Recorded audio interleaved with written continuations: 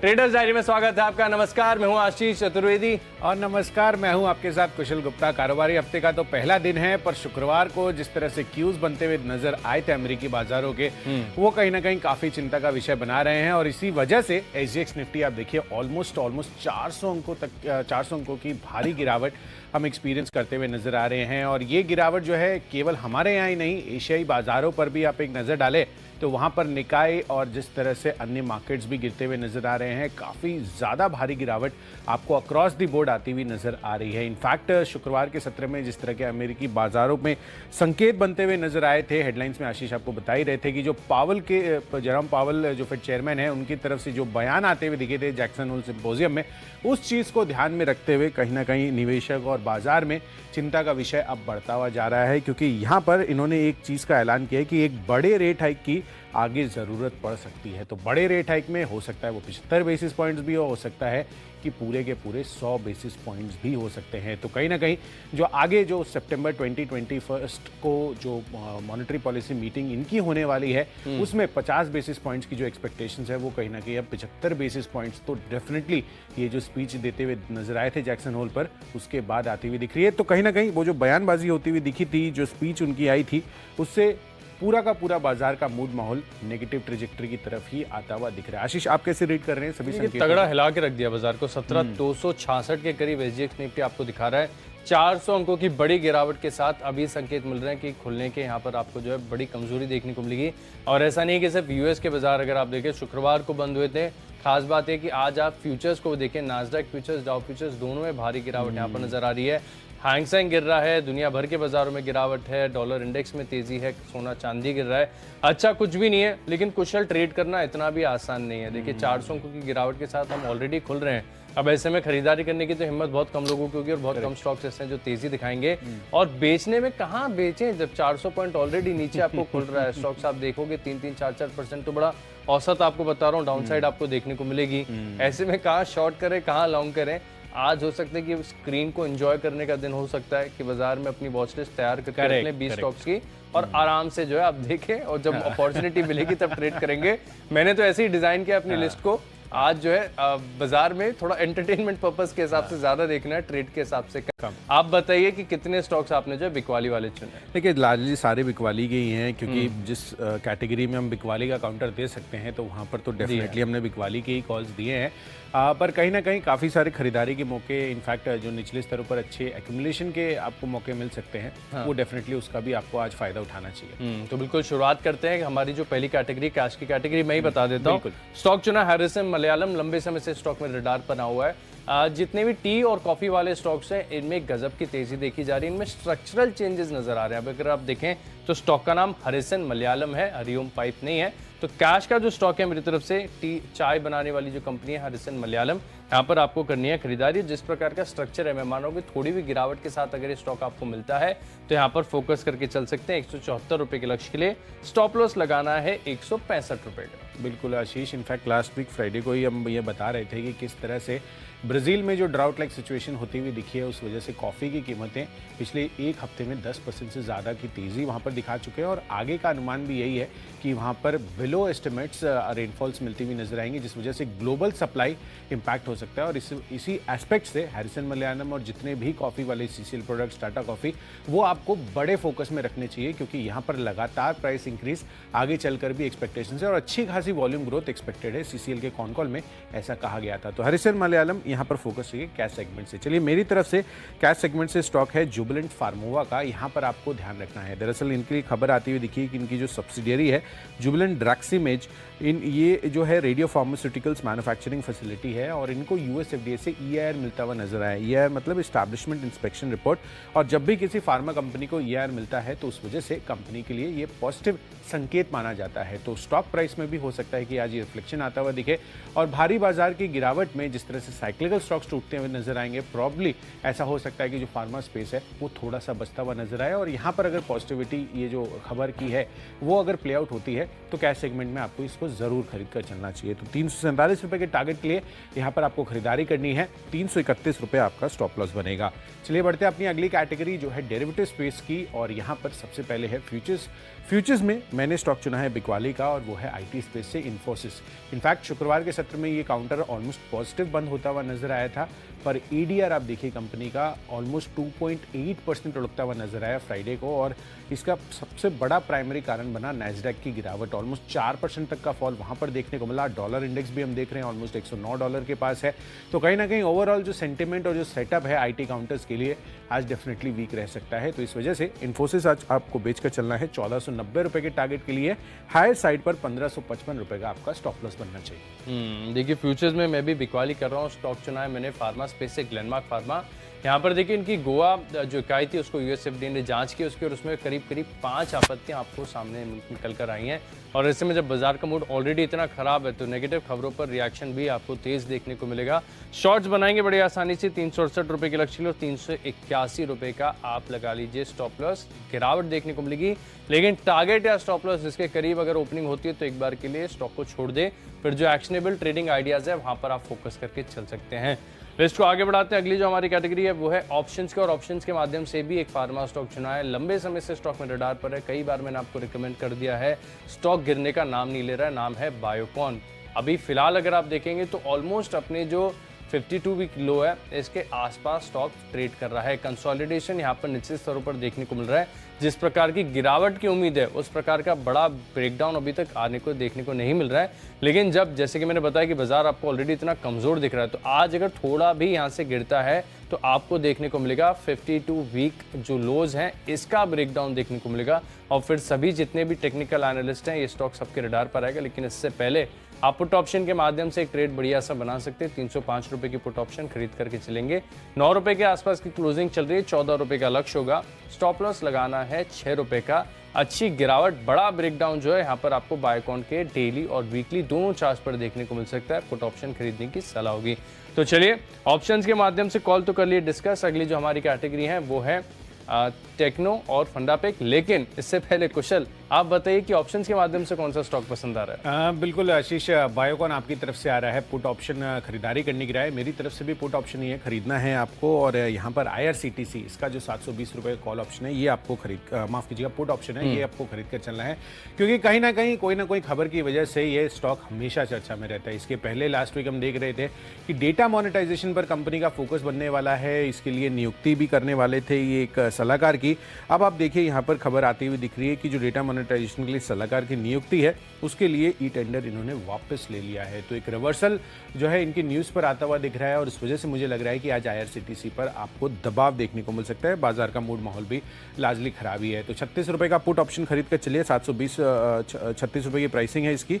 50 रुपये के टारगेट के लिए 28 रुपये आपका स्टॉप लॉस बनना चाहिए। तो आशीष मेरी तरफ से तो IRCTC। तो IRCTC भी देखिए ऑप्शंस के माध्यम से यहाँ पर आप फोकस करके चल सकते हो। जैसा कि मैं आपको बता रहा था कि ऑप्शंस के कॉल्स कर लिए डिस्कस। बचिए टेक्नो और फंडा पर कैटेगरी। लिस्ट को आगे बढ़ाते हैं। अगली जो हमारी कैटेगरी है वो है टेक्नोपिक। कुशल से जानते हैं। देखिए टेक्नोपिक के लिहाज से मुझे HDFC बैंक पसंद आ रहा है। इनफैक्ट कोई भी आप बैंकिंग काउंटर या IT काउंटर चुन लीजिए, यहाँ पर दबाव आज देखने को मिलना है। इनफैक्ट मेजॉरिटी जो जिस तरह के सेक्टर्स हैं जिनमें अच्छी खासी तेजी आपको देखने को मिली थी वहाँ पर अगेन एक रिवर्सल का ट्रेंड बनता हुआ नजर आएगा। और बाजार का दिग्गज HDFC बैंक इनफैक्ट शुक्रवार के सत्र में भी चार्ट स्ट्रक्चर इसके कमजोरी के ही दिखा रहे थे, और ऑलमोस्ट डे लो के आसपास यहाँ पर बंद होते हुए नजर आ रहे थे। और ADR भी मैं देख रहा था तो ऑलमोस्ट 2.8% की गिरावट यहाँ पर भी देखने को मिली थी। तो इन्फोसिस के साथ साथ ADR का इम्पैक्ट आपको HDFC बैंक पर भी देखने को मिलेगा। तो चार्ट स्ट्रक्चर वाइज यहाँ पर कमजोरी है। 1445 रुपये के लक्ष्य के लिए बिकवाली कीजिए। 1500 रुपये हायर साइड पर आपको स्टॉप लॉस भी लगाकर चलना है। तो टेक्नोपिक तो मेरी तरफ से HDFC बैंक है। आशीष आपने क्या लिया? देखिए एक खरीदारी वाला स्टॉक चुना है, लेकिन ये गिरावट प्रूफ नहीं है। ऐसा नहीं है कि आज आपको 370 पॉइंट नीचे मिल रहा है तो गिरेगा नहीं। टेक्निकल सेटअप इसका बहुत बढ़िया। स्टॉक का नाम है कॉन्कोर। यहाँ पर आप खरीदारी करके चल सकते हैं। सुर्खियों में रहता है, लगातार अलग अलग टाइप्स की खबरें यहाँ पर आती रहती हैं। स्टॉक मुझे टेक्निकली ऐसा लग रहा है कि अपने जो ऑल टाइम हाई है इसको पार करके और भी आगे निकलेगा। करीब 700 रुपये के आसपास फिलहाल ये स्टॉक आपको मिल रहा है। 850 के पार जाने की क्षमता है। लेकिन अगर आप ज़्यादा समय नहीं दे सकते, ज़्यादा इस टाइम को स्टॉक को ज़्यादा टाइम होल्ड नहीं कर सकते, 680 रुपये का लगा लीजिए स्टॉप लॉस। लेकिन एक बात साफ कह देता हूँ कि आज बाजार की गिरावट के साथ यहाँ पर भी आपको गिरावट देखने को मिलेगी। लेकिन आपको ये देखना है कि किस लेवल पर आपको यहाँ पर अक्यूमुलेशन करना है। थोड़ी बहुत जैसे ही गिरावट आती है आप अक्यूमुलेट करना है स्टॉक को स्टार्ट कर सकते हैं। और ऐसे में जिस ब्रेकआउट की हम उम्मीद लगा रहे हैं वो आपको ऑल टाइम हाई के पार 850 के पार भी जाते हुए नजर आएगा। तो टेक्नोपिक है मेरी तरफ से कॉन्कोर, यहाँ पर आप करेंगे खरीदारी। लिस्ट को आगे बढ़ाते हैं। अगली जो हमारी कैटेगरी है वो है फंडा पिक, और फंडा पिक के लिहाज से देखिए जैसे कॉन्कोर है वैसे एक शिपिंग स्पेस की कंपनी है। ऑल कार्गो लॉजिस्टिक्स लंबे समय से मेरे रडार पर है। मुझे याद आता है कि करीब करीब 260 रुपए के आसपास जब करेक्शन स्टॉक के अंदर आया था तब से मैंने आपको रिकमेंड करना शुरू किया। कई बार ट्रेडर्स डायरी में फंडा पिक और निवेश के तौर पर ये स्टॉक मैंने आपको बताया। अब फिलहाल बढ़कर 337 रुपए के आसपास आ गया। 260 से 337 ऑलरेडी आ चुका है, लेकिन ये कुछ भी नहीं है। जैसे कि मैं आपको बता रहा हूँ कि इस स्पेस में बहुत बड़े बड़े रिफॉर्म्स होना अभी भी बाकी हैं, और जिस प्रकार की पोटेंशियल है, क्योंकि अगर भारत में ट्रेड को फ्लरिश होना है तो लॉजिस्टिक्स को आपको मजबूत करना ही होगा। इसके लिए कोई विकल्प नहीं है। 9 से 12 महीने का समय दीजिए। जो प्रीवियस पीक है 400 रुपए के आसपास की, वो टूटती हुई नजर आएगी। 410 रुपए के लक्ष्य के लिए फंडा पिक के तौर पर ऑल कार्गो लॉजिस्टिक्स निवेश करेंगे। चलिए, डेफिनेटली फंडा पिक के लिहाज से ऑल कार्गो लॉजिस्टिक्स यहाँ पर आपको फोकस रखना है। काफ़ी अच्छे क्यूज बनते हुए नजर आ रहे हैं कंपनी के लिए। फंडा पिक के लिहाज से मैंने स्टॉक चुना है आईसीआईसीआई लोम्बार्ड। यहाँ अगले 6 महीनों के लिए आपको निवेशित रहना है, और कहीं ना कहीं जो सेटअप बन रहा है जनरल इंश्योरेंस कंपनी के लिए वो भी काफ़ी ज़्यादा पॉजिटिव है। इनफैक्ट आगे चलकर अगर आप देखें तो जनवरी फरवरी मार्च वाला महीने भी आते हुए नजर आ रहे हैं, और आगे चलकर कहीं ना कहीं वैसे तो जनरल इंश्योरेंस प्रोडक्ट्स जो हैं ऑल ईयर लॉन्ग चलते हैं, पर कहीं ना कहीं यहाँ पर भी बड़ा फोकस आगे चलकर बनता हुआ नजर आएगा। और कंपनी के लिए अच्छे फंडामेंटल्स तो हैं ही, साथ ही अच्छी खबर भी आती हुई दिख रही है। इनफैक्ट कंपनी ने 14 नए प्रोडक्ट्स लॉन्च किए हैं अपने जनरल इंश्योरेंस स्पेस में अक्रॉस सेगमेंट्स, चाहे वो हेल्थ हो, मोटर हो या फिर कॉर्पोरेट हो। यहाँ पर सभी सेगमेंट्स के अंतर्गत इन्होंने जो नए प्रोडक्ट्स लॉन्च किए हैं वो इनके लिए काफ़ी ज़्यादा बेनिफिशियल हो सकते हैं आगे चलकर। तो फंडामेंटल स्टोरी इंटैक्ट है कंपनी के लिए और पूरे स्पेस के लिए, और जिस तरह की खबर आती हुई दिख रही है आईसीआईसीआई लोम्बार्ड अपने रेडार पर रखिए। 1500 रुपये के टारगेट अगले 6 महीनों में मैं एक्सपेक्ट करके चल रहा हूँ। चलिए बढ़ते हैं अगली कैटेगरी जो है इन्वेस्टमेंट की, और निवेश के लिहाज से मुझे पसंद आ रहा है बाजार का सीमेंट दिग्गज काउंटर अल्ट्राटेक सीमेंट। यहाँ पर खरीदारी कर चलिए। फंडामेंटल जो है कंपनी के यहाँ पर काफ़ी शानदार हमेशा से ही रहे हैं। इनफैक्ट ये सबसे बड़ा भारत में ग्रे सीमेंट का मैन्युफैक्चरर रहा है। रेडी मिक्स कंक्रीट भी है, आदित्य बिरला ग्रुप की इनकी जो है पेरेंटेज है। तो डेफिनेटली इस चीज़ को ध्यान में रखते हुए अल्ट्राटेक सीमेंट जो है आप अगले 1 साल में के लिए निवेशित रह सकते हैं। और हाल ही में कंपनी ने उत्तर प्रदेश के डलक में जो सीमेंट है वहाँ पर सीमेंट प्लांट है उसमें उत्पादन शुरू कर दिया है। तो डेफिनेटली ये इनके लिए अच्छा पॉजिटिव क्यू आगे के लिए बन सकता है। तो अल्ट्राटेक सीमेंट पर नजर रखिए। अगले 1 साल में 7,800 ये टारगेट में मानकर चल रहा हूँ। तो देखिए निवेश के लिहाज से जो स्टॉक मुझे खरीदना है वो है वेस्ट लाइफ डेवलपमेंट। मुझे याद आता है कि कुछ समय पहले स्पेस के जितने भी स्टॉक्स थे, रेस्टोरेंट ब्रांड्स एशिया हो, सफायर फूड्स हो या देवयानी इंटरनेशनल हो, तीनों के दिनों एक ही दिन पर मेरी लिस्ट में शामिल थे, और इन तीनों स्टॉक्स में अगर आप देखें तो काफ़ी शानदार तेजी आई। वेस्ट लाइफ डेवलपमेंट सभी जानते हैं कि कंपनी का कारोबार कितना बढ़िया है, अच्छे रेशियोज है, सब कुछ, ग्रोथ प्रोस्पेक्ट भी बहुत शानदार है। मैकडॉनल्ड्स की जो फ्रेंचाइज है ये वेस्ट और सदर्न इंडिया में ऑपरेट करते हैं, लेकिन स्टॉक चल नहीं रहा था। देखिए किसी के रडार पर सबके पास आ रहा था, लोग खरीदारी की राय भी दे रहे थे, लेकिन स्टॉक चलने का नाम ही नहीं ले रहा था। फाइनली बहुत बड़ा मूव स्टॉक के अंदर देखने को मिला, और जो शुक्रवार की क्लोजिंग अगर आप देखें, वीकली लेवल पर देखें या डेली चार्ट पर देखें, दोनों आधार पर ऑल टाइम हाई के ऊपर की क्लोजिंग यहाँ पर देखने को मिली है। तो ऑल टाइम हाई ब्रेकआउट यहाँ पर चार्ट पर हुआ है, तो थोड़ा बहुत कंसोलिडेशन यहाँ पर स्वाभाविक है कि देखने को मिलेगा। आज वो कंसोलिडेशन का दिन है, आज थोड़ी बहुत पुलबैक, थोड़ी बहुत गिरावट भी देखने को मिल सकती है, तो ऐसे में खरीदारी करके चलेंगे। लेकिन व्यू अब पूरी तरीके से पॉजिटिव हो गया, और जैसे कि देखिए हमने देखा था कि आईटीसी काफी लंबे समय तक चला नहीं, लेकिन जब चलना शुरू किया तब रुका नहीं। ऐसा हो सकता है कि वेस्ट लाइफ डेवलपमेंट के भी केस में आपको देखने को मिले। तो 12 महीने का समय दीजिए, 775 के पार जाएगा, 644 के आसपास फिलहाल वेस्ट लाइफ डेवलपमेंट आपको मिल रहा है। याद रहे गिरावट में खरीदना है, धीरे धीरे एक्यूमुलेट करना है, अच्छी तेजी यहाँ पर देखने को मिल सकती है। तो निवेश के लिहाज से मेरी तरफ से जो स्टॉक है वो है वेस्ट लाइफ डेवलपमेंट। लिस्ट को आगे बढ़ाते हैं। अगली जो हमारी कैटेगरी है वो है खबरों के लिहाज से, और खबरों के असर देखने को मिलेगा राइट्स पर, क्योंकि इनकी जो जेवी है इसको 360 करोड़ का ऑर्डर मिला है, जिसके चलते मैं मान रहा हूँ कि यहाँ पर भी सेटअप टेक्निकली इतना बढ़िया है कि खरीदारी करने का कंफर्ट आ रहा है। लेकिन यहाँ पर ज़्यादा रिस्क नहीं लेना है, क्योंकि स्टॉक बहुत ही स्लो मूविंग है, पेशेंस को काफ़ी ज़्यादा टेस्ट करता है। तो 290 के आसपास मिल रहा है, 285 रुपये के करीब का जो है आप स्टॉप लॉस लगाकर चल सकते हैं। वैसे आज कहना बहुत मुश्किल होगा कि ओपनिंग कहाँ पर देखने को मिलेगी, तो ओपनिंग के हिसाब से अपनी रिस्क एपेटाइट के अनुसार जो आपकी एंट्री प्राइस है उससे 5 रुपये नीचे का आप स्टॉप लॉस लगा सकते हैं। 10 से 12 रुपये की अपसाइड आपको देखने को मिलेगी। 300 रुपये का लक्ष्य है, 285 क्लोजिंग के लिहाज से मैंने एडजस्ट किया है, खरीदारी करेंगे।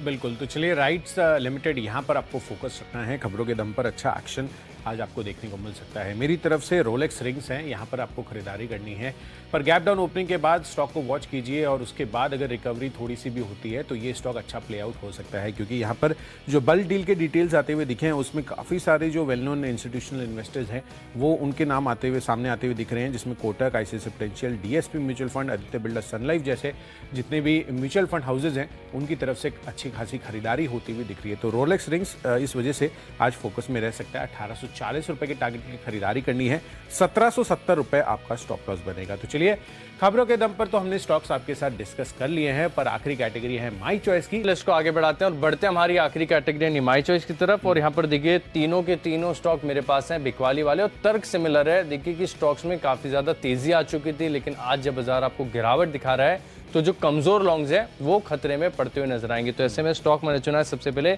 City union bank. बैंक में कोई खराबी नहीं है, चार्ट का स्ट्रक्चर बहुत बढ़िया है, वीकली मुझे अच्छा लग रहा है। अपने प्रिंसिपल्स के अगेंस्ट जाकर यहाँ पर शॉर्ट कॉल दे रहा हूँ कुशल।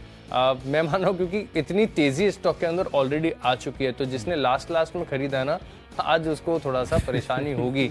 तो आप क्या करिएगा, 186 187 के आसपास की शुक्रवार को क्लोजिंग है। ओपनिंग के हिसाब से पहले तो लेवल एडजस्ट करने 189 190 रुपीस का लगाना है स्टॉप लॉस, और गिरावट आती तो बड़ी आसानी से 6 से 7 रुपए तक ये स्टॉक टूट सकता है, क्योंकि जैसे कि मैं बता रहा हूँ कि जो कमजोर लॉन्ग है ना वो खतरे में यहाँ पर आते हुए नजर आ सकते हैं। और स्टॉक इतनी बढ़िया तेजी दिखा रहा था कि लोगों ने दबाकर पुट राइटिंग करके भी तेजी की पोजीशंस बनाई होगी, तो वो भी खतरे में आएंगे। दूसरा ही ऐसा सिमिलर स्टॉक है मेरी लिस्ट में, वो है भारत फोर्ज। यहाँ पर भी अगर आप देखें तो क्योंकि ग्लोबली लिंक्ड स्टॉक है, इसमें भी कुछ खराब नहीं लग रहा है। इनफैक्ट मैं देखूं तो कुछ छोटे मझोले ऐसे ऑटो एंसिलरी स्टॉक जरूर हैं जिनमें खरीदारी यहाँ पर देखने को मिली है, लेकिन यहाँ पर सेटअप जो है थोड़ा सा नेगेटिव हो सकता है। तो 740 रुपए का लगा लीजिए स्टॉप लॉस, और 729 रुपए तक के जो लेवल्स हैं यहाँ पर देखने को मिल सकते हैं। आखिरी स्टॉक है मेरी लिस्ट में रवीन फ्लोराइन।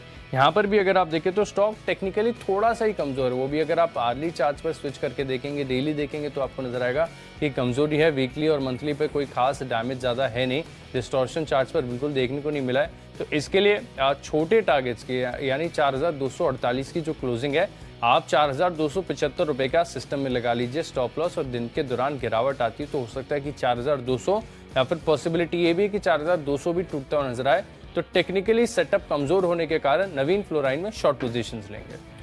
चलिए, डेफिनेटली नवीन फ्लोराइन में आपको शॉर्ट पोजीशन लेनी है। इसके साथ साथ अब भारत फोर्ज पर भी मैं एक चीज़ और बताना चाहूँगा, क्योंकि यूएस में इनका काफ़ी बड़ा एक्सपोजर है, और जिस तरह से जैक्सन होल सिंपोजियम में जेरोम पावेल की स्पीच आती हुई दिखी थी, उस चीज़ को ध्यान में रखते हुए कहीं ना कहीं भारत फोर्ज सेंटिमेंटली अगेन यहाँ पर नेगेटिव होता हुआ और फर्दर दिख सकता है। तो ये भी एक फंडामेंटल कारण है जिस वजह से आपको भारत फोर्ज शॉर्ट करके चलना चाहिए।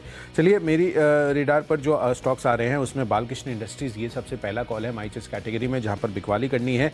कमजोर चार्ट स्ट्रक्चर है, इनफैक्ट मैं 1 डे 5 डे इनफैक्ट 3 मंथ्स के चार्ट भी देख रहा था, तो वहाँ पर भी आपको जिस लेवल्स आपको 3 महीने पहले थे वहाँ पर लगातार कंसिस्टेंटली यहाँ पर अंडर परफॉर्मेंस देखने को मिल रही है। और साथ ही आप देखिए यूरोप का जो एक्सपोजर है और जिस तरह से ग्लोबली मैक्रो इकोनॉमिक फैक्टर्स वहाँ पर बने हुए हैं, वो कहीं ना कहीं यहाँ पर गिरावट के संकेत ही फर्दर बनाते हुए नजर आ रहे हैं। तो 2000 के टारगेट के लिए यहाँ पर बीकेटी में आपको शॉर्ट करके चलना है।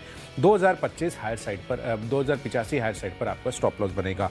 बढ़ते अगली जो स्टॉक है हमारी इसी कैटेगरी में, वो है बंधन bank. High beta banking space का काउंटर है, तो एचडीएफसी बैंक के साथ साथ अगर आप बंधन बैंक को भी शॉर्ट कर चलिए तो यहाँ पर गलत नहीं होगा, क्योंकि शुक्रवार के सत्र में भी 3-3.5% तक की गिरावट हमें स्टॉक में देखने को मिली थी, और फर्दर गिरावट का कैंडिडेट ये बन सकता है। 280 रुपए के लक्ष्य के लिए बिकवाली कीजिए, 294 रुपए हायर साइड पर आपका स्टॉप लॉस बनेगा। और आखिरी कॉल है high beta counter IT space का कोफॉर्ज पर।